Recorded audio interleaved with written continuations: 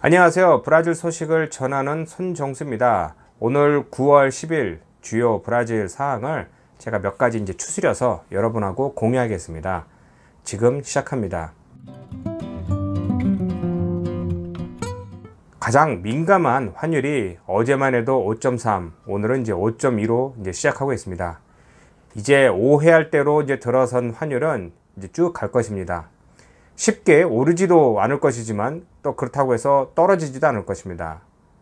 이렇게 환율이 올랐을 때 몇 사람은 내가 외국에서 달러로 송금받는 것이 있어서 이게 이익이 있다, 뭐 좋다 이렇게 말씀하시는데, 그때 제가 몇 차례 동영상으로 말씀드렸지만은 환율이 오르면 자연스럽게 브라질에는 물가도 다 오르게 되죠. 외국에서 오는 게 많으니까.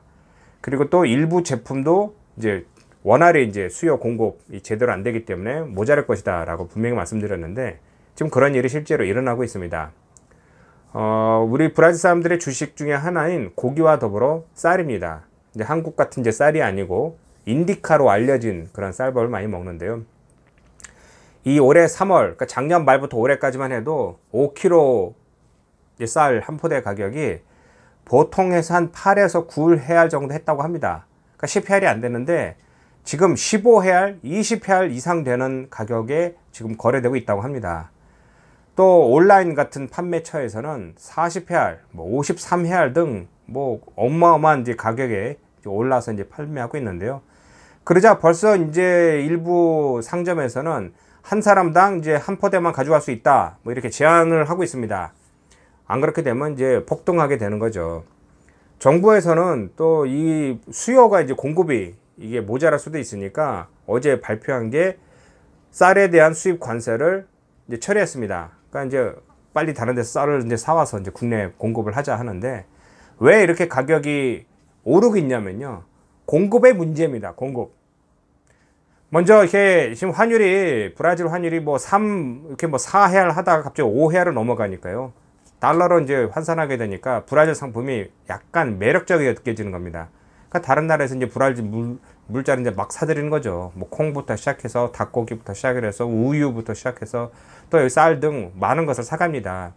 그러니까 수출하는 업장 입장에서는 그러려니 하고 팔 수 있는데, 국내 시장에서는 물건을 잘 풀지 않는 겁니다. 왜냐면은 가격도 많이 올릴 수도 없으니까. 그러니까 자꾸 나가고, 또 그 중에 하나는 아시겠지만 중국이 미국과 무역 전쟁으로 인해서 물자가 모자랄 것, 앞으로 또 지금 현재 기후 변화로 많은 문제가 있으니까 브라질에서 생산되는 모든 콩이나 이런 것을 엄청나게 사들이고 있다고 합니다. 그러니까 시중에서는 모자라는 것이죠. 그러면은 수출하는 것은 자꾸 나가고 있고 국내에서는 모자르고, 그러니까 빨리 다른 나라 쌀을 사오기 위해 이 수입 관세를 처리하고 이런 식으로 대처를 하고 있는데, 이 부분이 중요한 겁니다. 수출을 안 하고 브라질에서 국내 풀면 되지 않느냐라고 생각할 수 있는데, 이 보통 쌀이나 콩, 석유 이런 것은 그냥 슈퍼마켓 문 열어서 팔고 닫고 이렇게 할 수 있는 게 아니라 장기 계획이 있고 장기 계약이 있습니다. 그렇기 때문에 그에 맞춰서 납품하고 돈 받고 하기 때문에 이게 쉽게 되는 건 아니고요. 또 반대로 이렇게 수출은 계속하면서 수입을 한다는 거는, 가장 큰 문제점은 브라질 정부의 역할이 거기까지 영향이 미치지 못한다는 겁니다. 그러니까 제대로 된 조달을 해야 되는데, 그러니까 미리 이런 것을 앞을 내다보고 수요가 모자라기 전에 재빨리 공급을 하고, 아니면 수출할 수 있는 것을 물량을 줄이든지, 그러니까 어떤 여러 방식을 통해서 국민들이 가장 민감한 먹고 살아야 되는 것을 제대로 관리를 해야 되는데, 그런 것이 없다라는 게 요번에서 다 드러나고 있는 겁니다. 그러니까 누구나 이렇게 되면 정부의 무능함? 이 맞죠? 이게 경제 논리와 이 시장 논리를 이렇게 컨트롤하는 게 쉽지가 않습니다. 근데 지금 현재 정부에서는 코로나 바이러스로 인해서 각 주지사들과 연방정부, 제가 말하는 겁니다. 연방정부와 다 싸움이 났죠? 그러면서 각자 놀겠다 지금 이런 상황에서, 또 원래는 그러면 안 되는데 지금 현재 연방정부에서도 요번에 대선이, 지방선거가 있으니까 지방선거에 올인하느라고 해서는 안 될 자기의 정책과 반대되는 그런 식으로 자꾸 돈도 풀고 규제도 풀고 하는 등 막 바뀌고 있는 겁니다. 그러니까 시장이 더 이상 브라질 정부를 신뢰할 수 없다라는 자체, 그리고 시장을 통제력을 잃었다라는 것, 이런 것이 모두 복합적으로 돼서 브라질 정부에 대한 신뢰가 뚝 떨어지고 시장이 불안한 것입니다. 또 라바자토라고 하는 브라질의 역사에 남을 대대적인 수사가 지금도 계속되고 있습니다. 이게 원래 이제 노동당 정부 시절부터 내려왔던 각종 이제 범죄, 그러니까 이제 정치인, 뭐 자금 세탁, 또 부정부패 뭐 이런 것을 이제 조사하기 시작했는데요. 그러면서 뭐 한동안 뭐 룰라 전 대통령이 또 구속되기도 하고 지금도 풀려났지만요. 거기서 있던 노동당에 있던 사람들 뭐 구속도 많이 됐고 기업들도 많이 구속되고 벌금을 많이 때려 맞았고 또 그들이 이제 빼돌린 돈 수십억 불 되는 돈도 다시 이제 회복을 했고 또 유명 정치인이라는 것은 줄줄이 뭐 사탕처럼 다 껴서 뭐 구속되고 풀려나고 뭐 이런 식으로 해서 브라질의 역사를 한번 이렇게 뒤집을 만한 큰 사건을 조사하는 라바자토라고 하는 엄청난 수사입니다. 이게 하루아침에 안 된 게 아니라 지금 수년간 지금 지속되고 있고요. 그 중에 한 명이 전 법무장관이었던 세르지오 모로 장관이 앞장서서 이 라바자토 수사로 인해서 브라질 바꾸자라고 해서 이제 뭐 하루아침에 되는 게 아니죠. 뭐 찾아보니까 전국에 연계 안 된 사람이 없을 정도로 어마어마한 이제 방대한 양이 된 겁니다. 그러니까 이제 라바자토에 자꾸 새끼쳐서 이런 수사 저런 수사 막 계속 정보를 조사하고 있었는데 뭐 그러다 보니까 얼마 전에도 뭐 리우데자네이루에 있는 전임 뭐 까브라우 주지사도 구속됐고요. 지금 뭐 위체라고 하는 주지사도 이제 임무가 이제 정지됐고 그리펠라라고 하는 이제 리우데자네이루 이제 시장에 대해서도 조사가 시작됐고 뭐 조사하다 보니까 계속 나오는 겁니다. 사람들은 이제 세르지오 모로라고 하는 전임 법무장관, 그러니까 판사였던 시절에 그 사람들 신분이 높았고 계속 이제 조사하면서 구속하니까. 근데 이분이 이제 법무장관을 갔다가 지금 현재 정부와 또 이게 뭐 여러 이유로 인해서 사임하게 되면서 라바자토 이제 그 수사권이 이제 자꾸 축소되면서 또 거기서 이제 몇 명의 유명한 이제 검사들이 이제 하고 있던 수사가 자꾸 축소되다가 이제는 이름만 라바자토고 그 당시에 수사를 시작했던 검사들이나 판사들이나 이 힘이 그 수사팀이 다 와해되고 자꾸 새로운 사람으로 대체되고 있다고 합니다.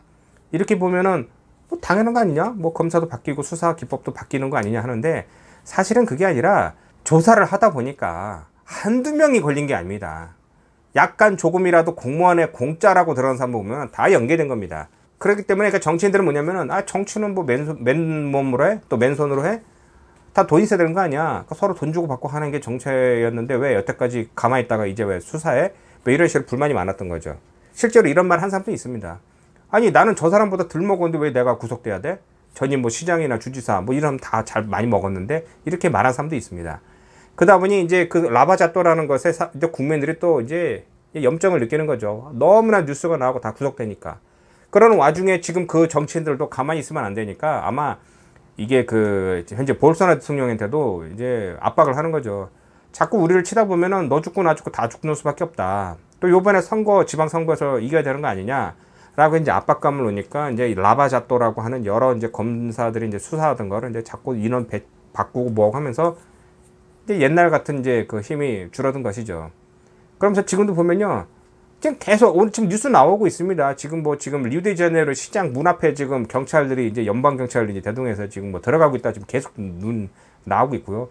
어느 시장이 구속됐네 뭐 이렇게 하는데 결론이 라바자토가 처음에 시작을 해서 브라질 역사에 큰 획을 그었고 변하는 걸 맞았고 그로 인해서 법무장관으로도 올라간 세르지오 모로 전임 판사도 이제 인기를 얻었고 볼소나로 대통령도 그 라바자토를 보면서 저거 다 썩은 것들 내가 다 바꾸겠어라고 해서 브라질 대통령이 선출됐는데 결국은 자기도 어쩔 수 없이 이제 타협을 하면서 그 라바자토라는 그 수사의 이 색깔이 많이 이제 퇴색되는 그런 상황이 된 겁니다. 그러니까 정치라는 게 깨끗한 사람이 없고 털면 뭐든지 다 나온다는 게 안타까운 현실입니다. 현재 정치가 이렇게 개판이고 또 경제도 이제 서서히 이제 뭐 회복 중에 있는데 이 상황에서 가장 우리 사람들한테 민감한 우리 자녀들의 이제 학교는 어떻게 되느냐?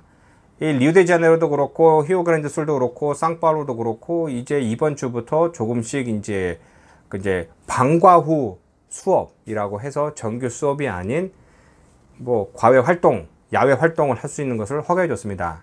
교사협의회도 야 지금 무서운 상황에서 우리가 일하다가 뭐 병 걸리면 어떡하느냐 이런 말이 있었는데 지난주만 해도 이 코로나 바이러스로 인해서 병이 걸리면은 이제 산업재해로 인정을 받는 법안이 통과됐었는데 재무장관 재량으로 다가가지고 야 그거 빼 이렇게 해버린 겁니다. 왜? 걸릴 사람이 많으니까. 이게 많이 걸려서 나 병가 뭐 휴가 내겠다 그러면은 그게 브라질은 ENESS라고 해서는 이제 그 연금, 그래서 이제 이 보험금을 줘면서 좀 쉬라고 하고 월급을 뭐 주든지 해야 되는데, 그렇게 되면 이제 지금 현재 뭐 돈이 없는데 어떻게 합니까? 그러니까 재무장관이 야 안 돼, 빼. 그럼 뭐 교사들은 만약에 내가 재해를 입어도 이게 뭐 보호받을 명분이 없고 또 학교를 가면은 병에 걸릴 이 확률이 있고, 그럼 어떻게 하느냐? 그래서 뭐 소송하고 하다가 뭐 기각되고 부결되고 하면서 어쩔 수 없이 이제 돌아왔는데요.